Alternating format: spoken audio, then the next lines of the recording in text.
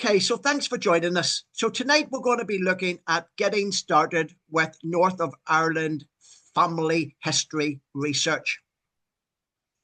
So I've just got a few sites I'm going to talk you through tonight. The first one I want to mention is the Census of Ireland. It's normally the site that most people go to when they're starting off their Irish family history. And as you know, we have complete census for 1901 and 1911. But there may be a few people here that don't know that all the earlier census were destroyed in various ways and levels. So there's little bits of previous census that survive in various forms, and we'll be coming to that later. But the earliest complete one that we have is 1901. Another thing, just to start off on a gloomy note, a lot of people are looking forward to another census coming out in maybe 5 years' time, or looking forward to the 1926 census, which they've maybe heard about. But that is for the 26 counties. It is not for Northern Ireland. So you're not going to get another Northern Irish census until 2051, when the 1951 census is released. And that's because they didn't do one in 1931, because they'd done one in 1926 and that no longer survives. But then they didn't do one in 1941 because of the war. And that's why the next census is actually 1951.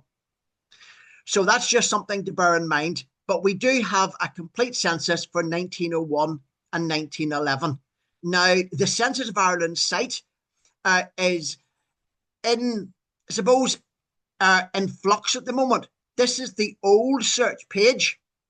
And I must say, it's the one I've used for years, and it's the one that I like to use.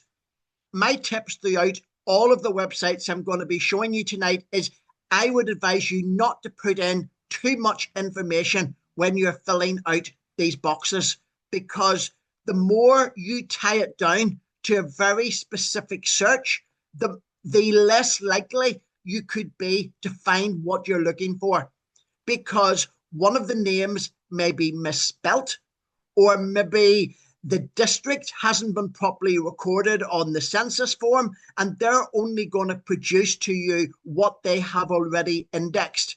So sometimes it's easier to wade through a larger number of results and know that you're going to find it there, rather than filling out every single box and hoping for the best. Because to me, that's a surefire way of not finding what I'm looking for, because you're tying that search down too tight. It doesn't just apply to the Census of Ireland site. That would be my operational method on most of the sites, because I find that just, you don't know exactly how the information was recorded. And that's something that you have to bear in mind when you're trying to find the information that you're looking for. So sometimes when you land on the Census of Ireland page, it looks like that. That's what their search page would look like. But sometimes it looks like that. And this is the way it's going to look in future. And it's going to give a slightly different search facility as well. So the boxes can be input, and it's going to be a totally different search. At the moment, both are up and running, which means you can use the one that you prefer to use. Now, I'm still using the old one, as I said, because that's the one I'm familiar with and I like it. But if you're starting off with this for the first time, it may be a good time to get used to this new search box, because this is the one that is going to be available in the future moving forward. And you can also see over here that if you're looking for any of the little bits of the census that survive before 1901, you can click there and access them. So here you can access, 1901 and 1911, or you can search them both at the same time. On the previous one, you have to then just sort of click on that little arrow, and this will bring you 18, 21, 31, 41, 51, 61, whatever. And it brings it all from that particular point. So you can search one census at a time. So it is good at the moment that we do have both of those search boxes to use, but it can be complicated, particularly if you use one day and you're looking for that page the next day, and then it looks as if it's changed because you end up on the different search page.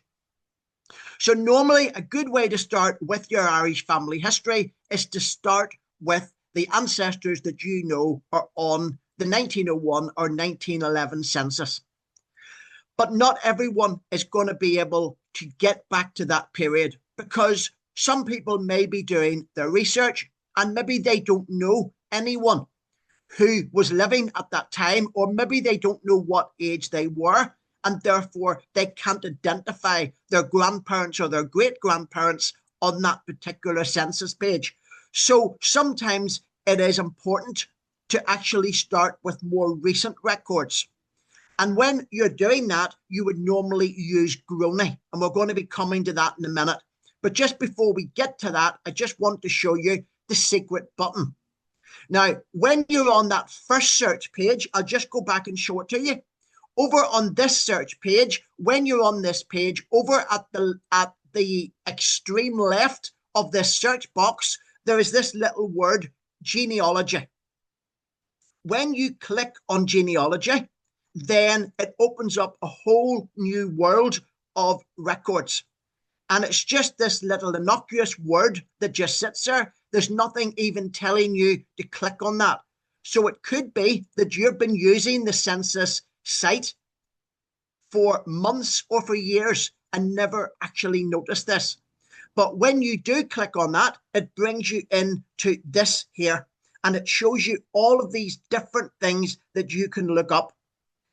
One thing that I would recommend you do look there for is all of the wills before 1858 were destroyed in Dublin in the Four Courts fire. But what people don't always know is that they have a complete index of all wills that were made. You may not have the contents of the will, but you still know who made the will, when it went to probate, and where that person was living.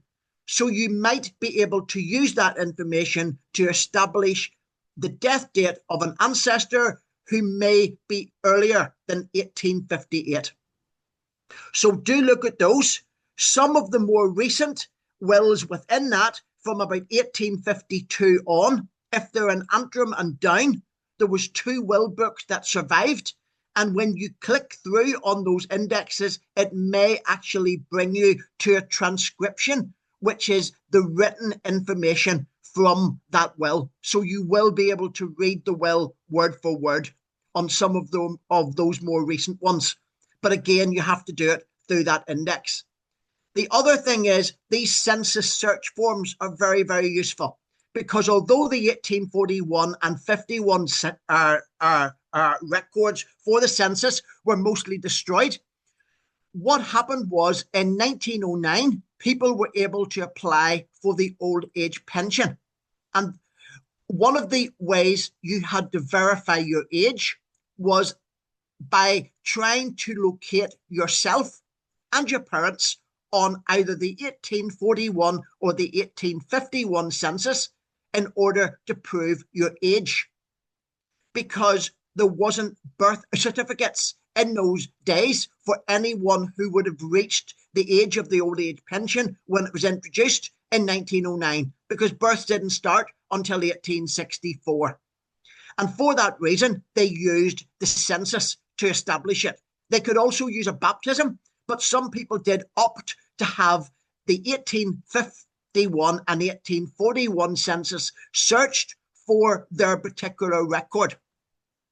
And if they found it, they were able to use that information to successfully claim the old age pension. And what survives is the search forms that they completed. So what you find is you find the name of the person, the address of the person in 1909 who's making this application, and then you get the information which they gave. And it's normally their parents' names. It quite often is their brothers and sisters' names, and it's where they think they lived at that time period. And then there might be some notes on that from the person who did the search saying they could find it or they couldn't find it. So again, it's worth looking for particular townlands or for particular names on that search. And that's where you would find it. I called this the secret button, and it's on that first version of the search page on the census form. Okay, so getting back to what I was saying earlier, if you can't get as far back as the census, well then a very useful site is the General Registry Office of Northern Ireland.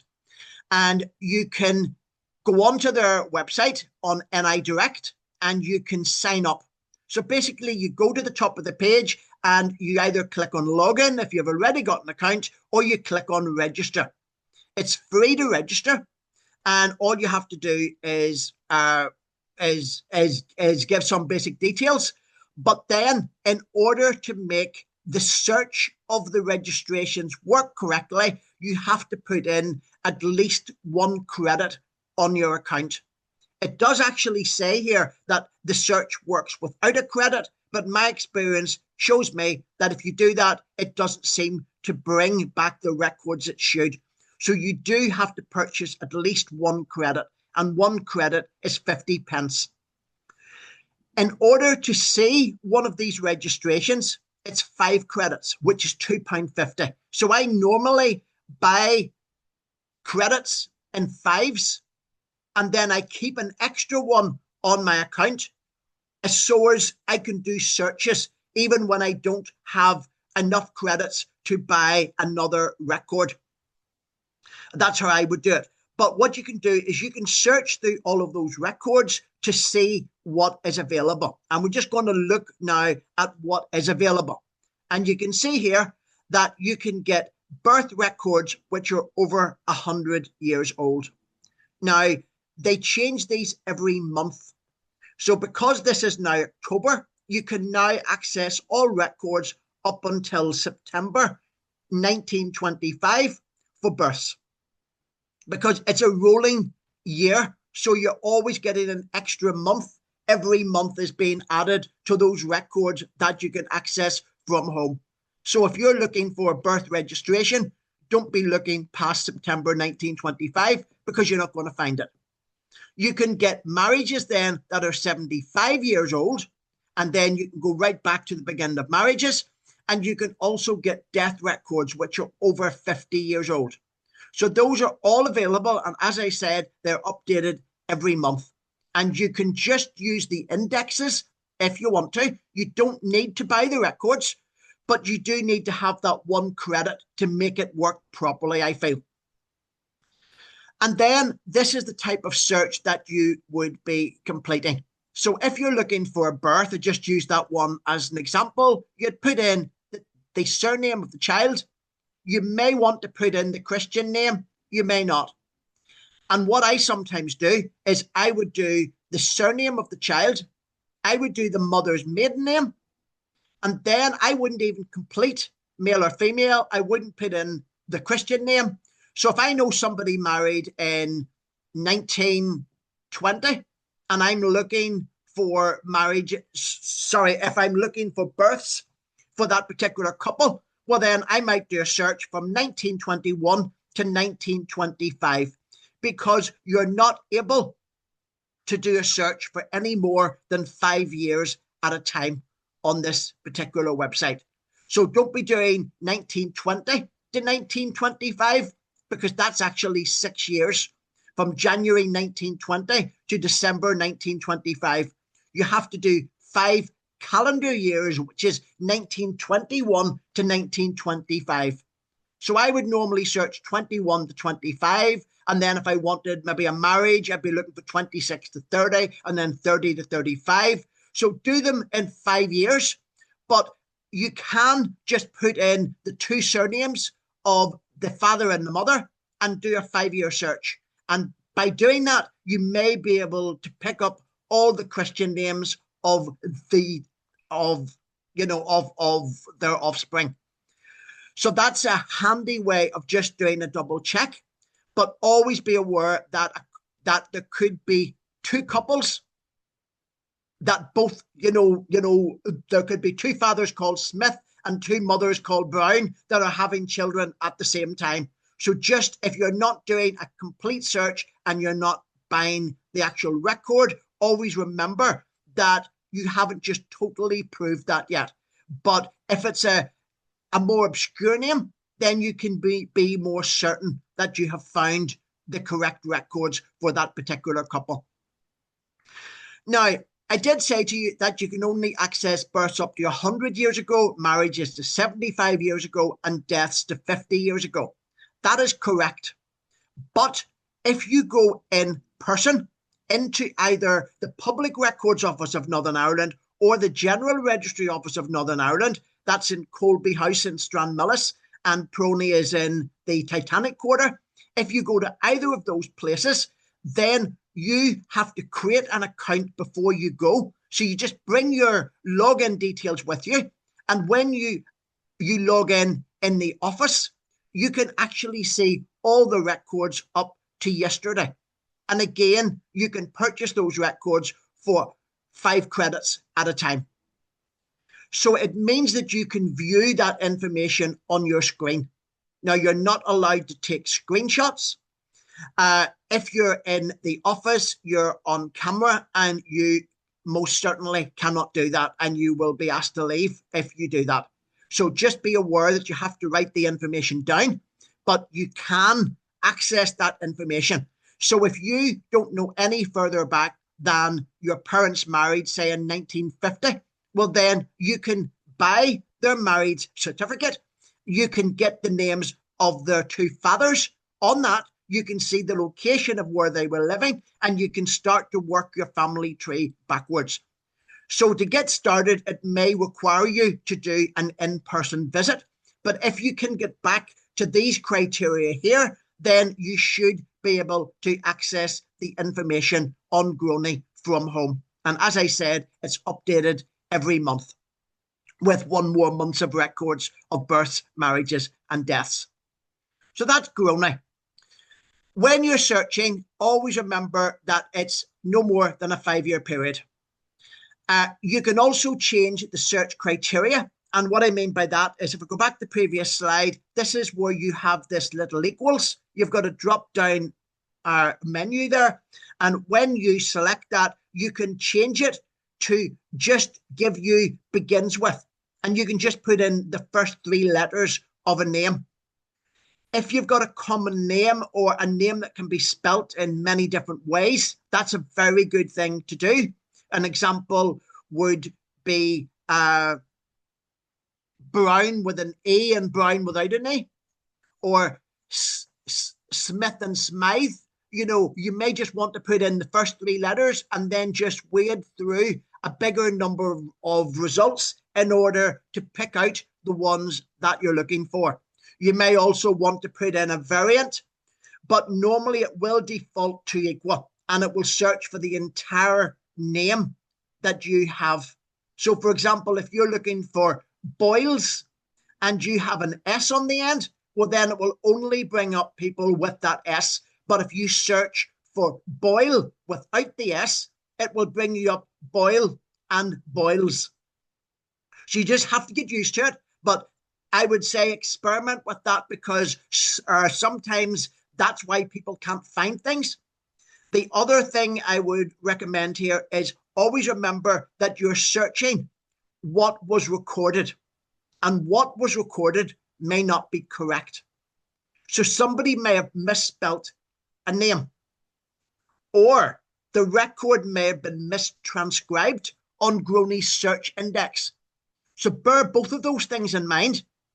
If it's been mistranscribed and you notify that to Groney, they will update it, but they won't change a name that was recorded at the time that you now think is incorrect, because that's the information they were given.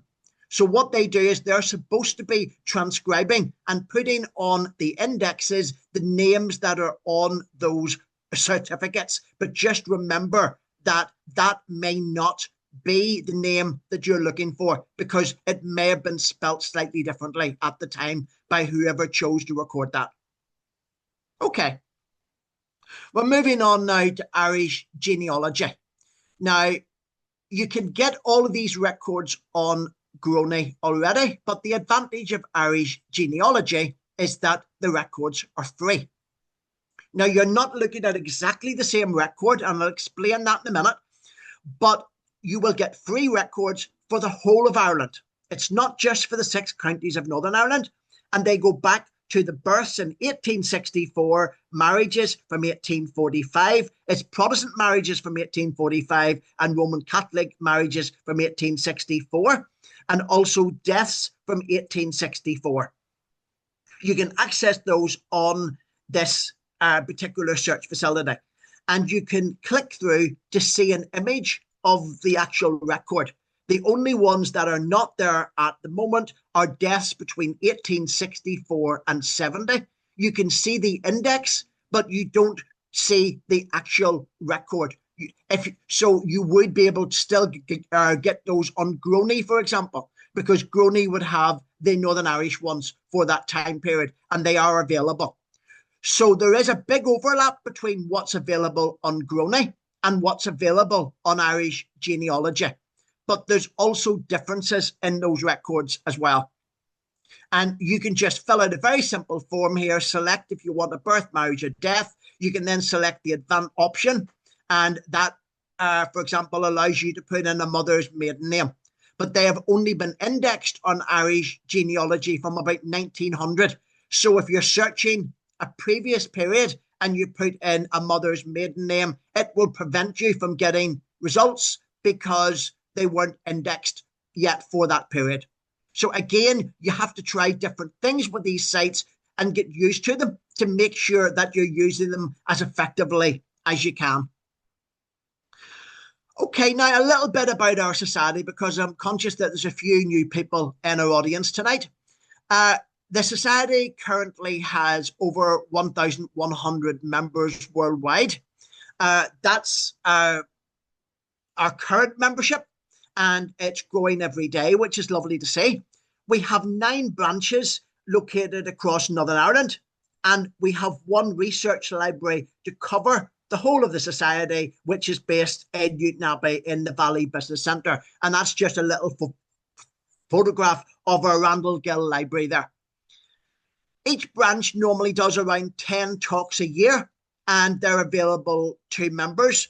So even if you're not a branch member, you can still attend them as a society member, and you would normally receive the Zoom invites for the branch that you're a part of, but you would then request a Zoom link for any other talk you wanted to go to that wasn't being done by the branch that you have joined. So if some of you are just a society member, well, then you would just look at what the branches are providing on the branch pages or on the calendar on our website, and then you would send an email to the branch secretary and give them a few days' notice just saying that you want to attend that meeting, and they will send the Zoom link to you. In the society, we also have an expertise in DNA, and one of the useful things that we allow you is access to a website called JSTOR. Now, JSTOR is journal storage, and you get that included in your membership. It's accessed through the members area. So you have to actually log in to the website, and you do that at the top of the page. So when you just go to your website, if you're currently a member, just go to the top of the page. There'll be a login button, and you put in then your membership number and you log in. And once you're logged in, it then allows you to access the member area, and that includes your access to JSTOR. There's a lot of extra information there. One of the options is JSTOR. And the advantage of this is that you will then be able to do word searches in all of the journals which are collected on that site. And some of them are going over 100 years back in time. But it's even useful for our own journal, for North Irish Roots, because if you're looking for something that was written in our journal 20 years ago, well, unless you've got all of the back issues or looked at the index that we produced, then it's going to be hard to locate that particular article. But you can do a word search on JSTOR, and then you can find that very quickly. So JSTOR is something I would encourage you all to use because it's a treasure trove of information that may help you with your family history. Again, you could search for a townland, you could search for a parish, you could search for a family name, and then just work through your search results and you can access the articles online. So you're getting this all as part of your membership for £25 a year. But the other thing I want to talk about tonight is our transcribed church records. Now, these are one of our gems and one of the real benefits of being part of our society. If you come to our research centre, you can then access these records and view them in person, but you can also access them through our lookup service. And these are our church records, which our members are transcribing all year round. We have a team of transcribers who enjoy transcribing from the original church records, and basically we get them to type what they see, and then there's a very careful vetting and checking process. Then they're all collated, they're put together into books, and they're also available to us in a digital format as well. And the real difference recently is that we are now adding these to our website. So we're not putting the actual record onto the website because we're not able to do that. But what we're doing is we're putting an index of that record on. So you're able to see if somebody of a particular name has been recorded in a baptism or in a marriage in a particular church. And this is going to allow you then to request the full lookup for that record. So if you're searching a marriage, well, then you would be getting back what was recorded in the index at that time. Now, currently, our society is trying to target churches where we know there is records pre-1864. So this is going to help you to extend your family tree back beyond 1864 into the period of church records. And this is available to all of our members around the world. So we would be encouraging you to use this lookup service. And I'm going to show you an example of it now. So when you go to our website, this is just our website address. I'm sure many of you have been there. If you just scroll down, you will see this section here. And this is how it's just explaining what I've said to you there about our lookup service and about the index of our records. But I would recommend that you log in before you get to this point. So don't be doing these searches until you've logged in at the top of the page. Then you can just put in a search and you can see there you can use wildcards or question marks, and you can select a county if you want to do so and just press search records. And when you do, you will get a series of search results coming up. And it might overwhelm you that you'll get so many. This is the type of thing that you get. So I did a search for McConnell in Antrim, and you can see that I have got a marriage in Carnmoney. I've got a baptism in Connor. I've got a burial in Craig's Church of Ireland, in Crumlin Road Methodist. So there's another denomination. I've got a baptism and a marriage. In Dunedin Graveyard, I've got a headstone. So all of these things are being transcribed for our society. So we have headstones, we have burial information, we have baptisms, we have marriages. And it's telling you the period there that we have transcribed. So if you are not logged in when you do this, when you look over here, it will say, join the society, because it thinks that you're not a member. But if you log in at the top of the page, what you can then do is select up to 5 of these, and it will automatically add this request to a little search bar beneath this, and then it will pre-populate it with your name and your membership number. And once you've found the 5 that you're looking for, you just have to press send. And that automatically sends it through to your lookup officer, who will then do that lookup for you and send you the information by email. So it's a very easy to work process. and I hope you will find things of use there. Now, if you can make it to a research centre in person, we would prefer you to come in person, and you can look these records up yourself, because all of the records that are sent to our lookup service are going to volunteers. And we're just slightly concerned that we might be inundated at the moment with a lot of records coming through, because this search facility is extremely new. So this is why you're being limited to 5 at the moment. So that's how it works, and we hope that it does help you with your family history. Okay, moving on. Right, sorry, I haven't moved on yet. I'm still talking about the searchable index. Yes, I forgot to put this slide in. So what I've put this in is you can actually search and see what is in our searchable index. And the point of this is that if you don't get a match for a particular church, well, then you will need to identify if that is actually currently in our searchable index. Because if it's not, then it's not going to come up.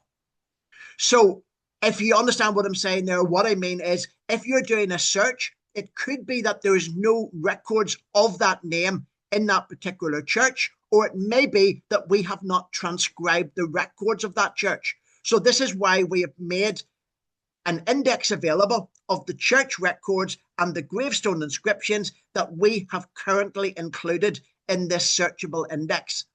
Now, this is only the tip of the iceberg of what we have in our society.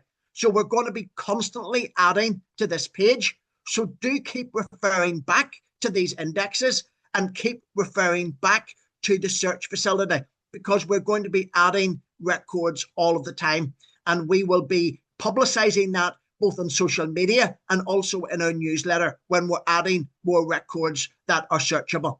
So just remember that you can do it. And again, the rules and all are very easy to understand, and there is plenty of information there for you to look at. Okay, now going back to what I was saying about certificates, I just want to explain for a second that there is differences in what you can find. The original record, I would call it, is the church record, where the bride and groom may have went to the church and filled out and signed on their marriage certificate. That was what was filled out. But then a copy of that was given to the General Registry Office of Northern Ireland.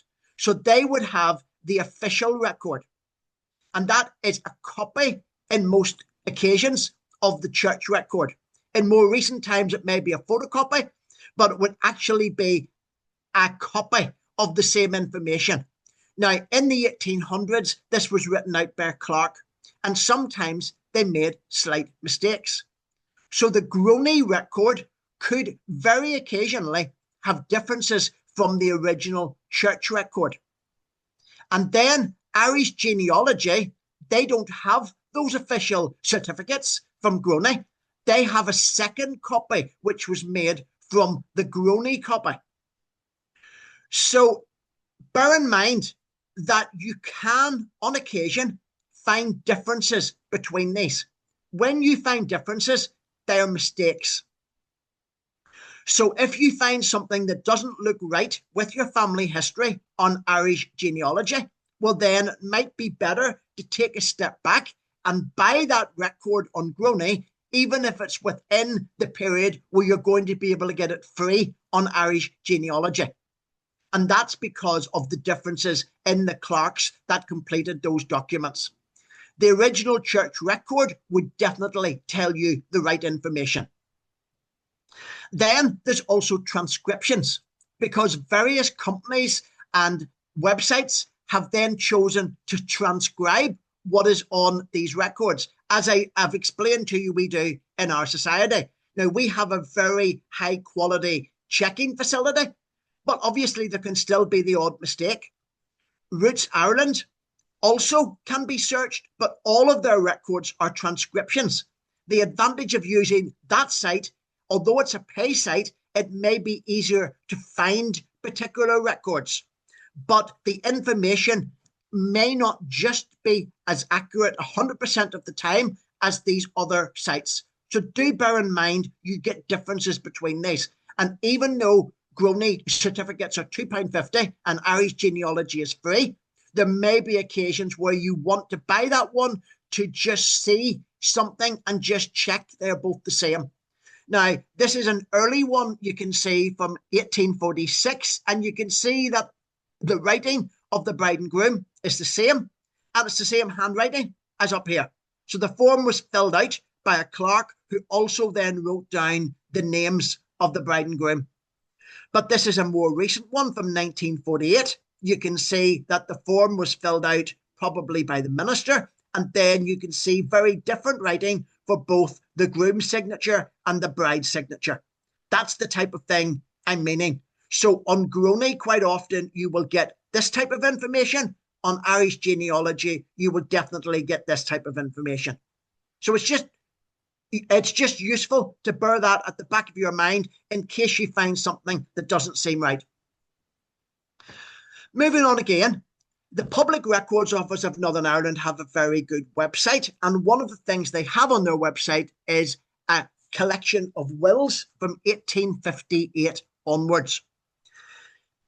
So you can put in a surname, a forename, a range of dates for death. You can put in a word, it could be a townland down there, and you can do a search for a will. Now, the only wills on this is from 1858 on, because if you remember in an earlier slide, I showed you on the census site, they had a secret button, and on this secret button, you can see wills prior to 1858 when things changed, and the way that wills were recorded changed in that year, and that's why there is a difference. Most of the wills from about 1858 up to 1908 have images attached. So when you do a search, they will come up 10 at a time for you, and you can see here just some of them have no image over at the right-hand side, and some will say image.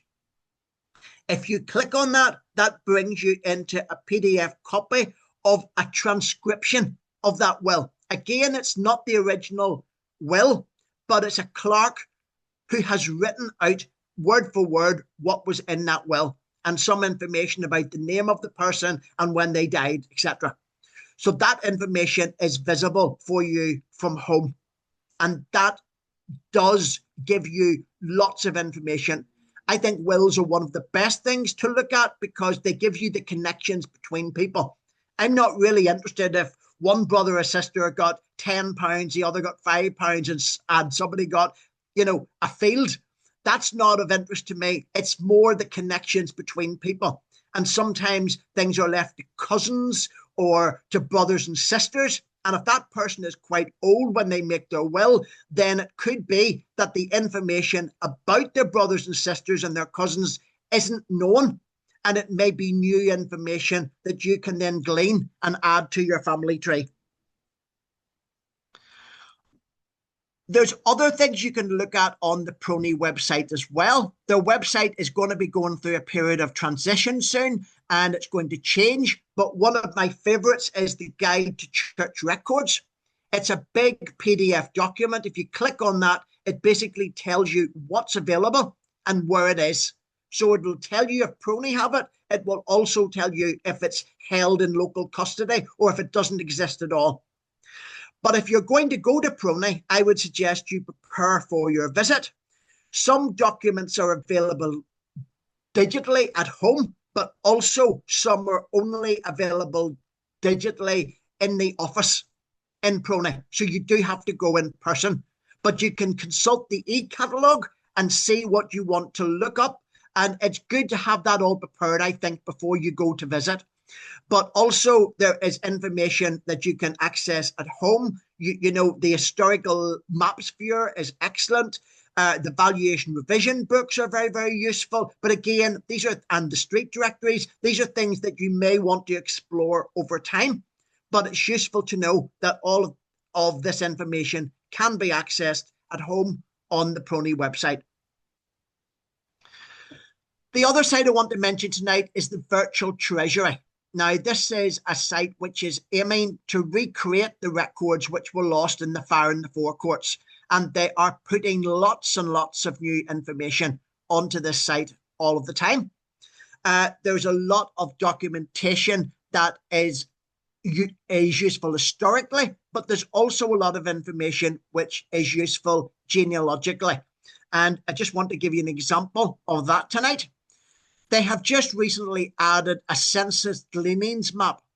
Now, you might have heard me say earlier that we don't have any complete census before 1901, but there is little bits of census that survive from earlier periods. Now, if the actual census forms survive, they have been added to the census site, but sometimes it's not the census form that survives, it's a transcription of that. And these sometimes come from personal projects which were done in the Public Records Office in Dublin before these records were destroyed. And when you bring in this map, you can zoom in, and what it does is it tells you how many images or how many records it has from particular places. Now, if you're looking around Northern Ireland there, you can see an awful lot of numbers. And you can see there's 17 records from there, 23 records, 89 records from there down in Armagh. And this is for the 1821 census. Now, all of these records may only contain a few names, but they may contain the names of your ancestors. So it's worth clicking through to check. And it's explaining there that they have got 60,000 names from the census between 1821 and 1891. And they have added these in map format so as you can then click through to see the original record. So you do have to click a few times because, for example, if you click that 17, what it will do, it will zoom you in on that area, and then they will show you the records, you know, in a different way. So it'll maybe be a 5 and an 8 and a 9. It will show you, and then it will be on a more focused part of the map. So it's breaking it down into the various parishes and townlands for you. And then you just have to keep clicking until you get to the record that you want in the place that you want. And you'll get something like this. So this is just an example I took from 1821 in Templepatrick. And it must have been a little personal project that somebody had done on the Barr family. And there is the information was written down for 2 households. We know it was household 15 and 16 on that record in Templepatrick on the 1821 census. And somebody's written down the information that was on the search page. And it's been entered here. So you can see that the head of the household was William Barr. He was married to Mary. And at the time he had 2 children who were 11 and 9. You have his occupation. But next door, in this next house, you have a James Barr who was the same age. Now that's interesting that they're living next door to each other and they both are the same age. So maybe they could be twins, or maybe they're, you know, somebody's got their age wrong by a year or two. And I would now, you know, have a clue that maybe they were brothers. And then you can see that James was living with his 2 sisters and his mother. So it could be then that James and Sarah and Mary are siblings. William could be another sibling, and Janet could be their mother. So you're starting to build up the picture of this family. And then you may be able to maybe find another record which would give you the name of the father. And you may be able to find maybe a will that was left. And maybe you might find something more at a later stage, or maybe a marriage after 1845 for one of these sisters. And if you found that, then it would have the father's name on that. So looking at these can give you an idea. Obviously, there's no direct connection between these 2 families, but you can surmise that there is one and maybe work in that direction. And then maybe use DNA or something to try to make things clearer for yourself. But do remember that those census maps are there. They've only been added a few months ago. A lot of people don't know about them yet, but they are very useful, particularly if they have records for the area in which you're researching. And I'll just finish with another mention of a site which is excellent. family search. It's not particularly useful for Northern Irish records, which we're concentrating on tonight, but they do have millions of records which they're adding every single month. It's a free site to use. They give you information all around the world. Some of those records are indexed. They also have an AI facility to allow you to access pages which have not yet been indexed on their search facility page here. And again, if you click through, sometimes you see a little camera symbol, and that means they have images attached, and you can see the original document that that transcription is referring to. So do play around with family search. It may surprise you to see what you can find there as well. So hopefully that was useful to you. And for those of you who are attending this talk live, we'll now go over to question and answers and see if we can get you through any of your brick walls. All right, thanks for listening.